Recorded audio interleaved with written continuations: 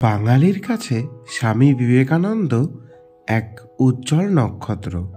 ভারতের মহাপুরুষদের মধ্যে তিনি অন্যতম। ভারত যখন ইংরেজদের দাসত্বে ছিল, সেই সময় আমাদের ভারত মা একজন মানুষকে জন্ম দিয়েছিলেন। তিনি শুধু ভারতের নয়, পুরো পৃথিবীরই গৌরব। তিনিই হলেন বীর সন্ন্যাসী স্বামী বিবেকানন্দ। জন্মগ্রহণ করেছিলেন 1863 সালে 12ই জানুয়ারি। তার আসল নাম ছিল নরেন্দ্রনাথ দত্ত। ছোটবেলায় সবাই তাকে বিলে বলেই জানত। শৈশব থেকে তিনি খুব চঞ্চল এবং মেধাবী প্রকৃতির ছিলেন। ছোটবেলা থেকেই তিনি অত্যন্ত সাহসীও ছিলেন। অনেকেই তাকে নরেন বলে ডাকত। তিনি উত্তর কলকাতায় একটি কায়স্থ পরিবারে জন্মগ্রহণ করেছিলেন। তার বাবার নাম ছিল বিশ্বনাথ দত্ত এবং মায়ের নাম ভুবনেশ্বরী দেবী। নরেন তার মায়ের কাছ থেকে প্রথম ইংরেজি এবং বর্ণমালা শিখেছিলেন। কলকাতার মেট্রোপলিটন ইনস্টিটিউশনে তার স্কুল জীবনের শিক্ষা সম্পূর্ণ হয়।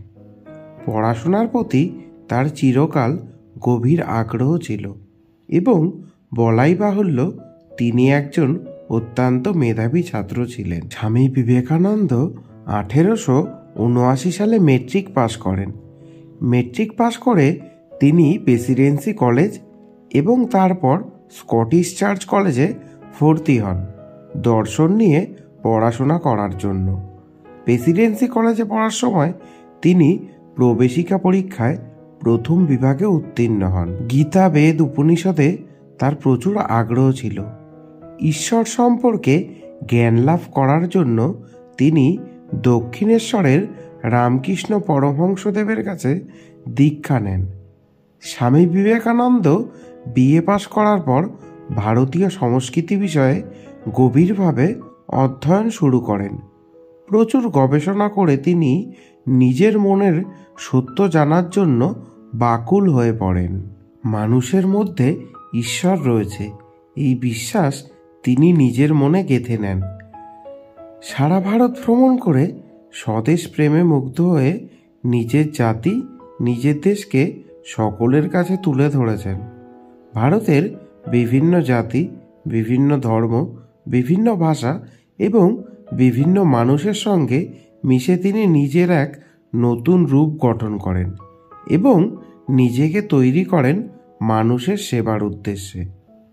শহরে শহরে ঘুরে মানুষের সাথে তিনি দেশের প্রেম, সংস্কৃতি এবং ধর্ম ইত্যাদি নিয়ে আলোচনা করতে থাকেন। 1897 সালের 1 মে কলকাতায় প্রতিষ্ঠা করেন রামকৃষ্ণ মঠ। তার মূল আদর্শই ছিল সাধারণ মানুষের সেবা করা। তারপর স্বামী বিবেকানন্দ বেলুড় তৈরি করেন, যা আজকের বেলুড় মঠ। সকল ভারতবাসীর দুঃখ দুর্দশা উপলব্ধি করেন তিনি। সাধারণ ভারতবাসীর অশিক্ষা, দারিদ্রতা তার কাছে বেদনাদায়ক হয়ে ওঠে। তিনি আমেরিকার শিকাগো শহরে অনুষ্ঠিত বিশ্ব ধর্ম সম্মেলনে যোগদান করেন এবং হিন্দু ধর্মের শ্রেষ্ঠত্ব প্রমাণ করেন। 1902 সালের 4 জুলাই তিনি দেহত্যাগ করেন। ইতিহাসের পাতায় বাঙালিদের রত্ন তিনি। তার বাণী আজও মানুষের অন্তরে প্রেরণা যোগায়। আমাদের যুব সমাজ ওনার বাণী স্মরণ করে যাবে চিরকাল। ভিডিওটি যদি ভালো লেগে থাকে লাইক করতে ভুলবেন না। কমেন্ট করে আপনার পছন্দের মনীষীর নাম জানাতে পারেন। আমি চেষ্টা করব তার জীবনী তুলে ধরার। আমাদের এই ছোট্ট চ্যানেলটিতে নিয়মিত এ ধরনের ভিডিও পেতে চ্যানেলটি সাবস্ক্রাইব করে পাশে থাকা বেল আইকনটি প্রেস করে দেবেন।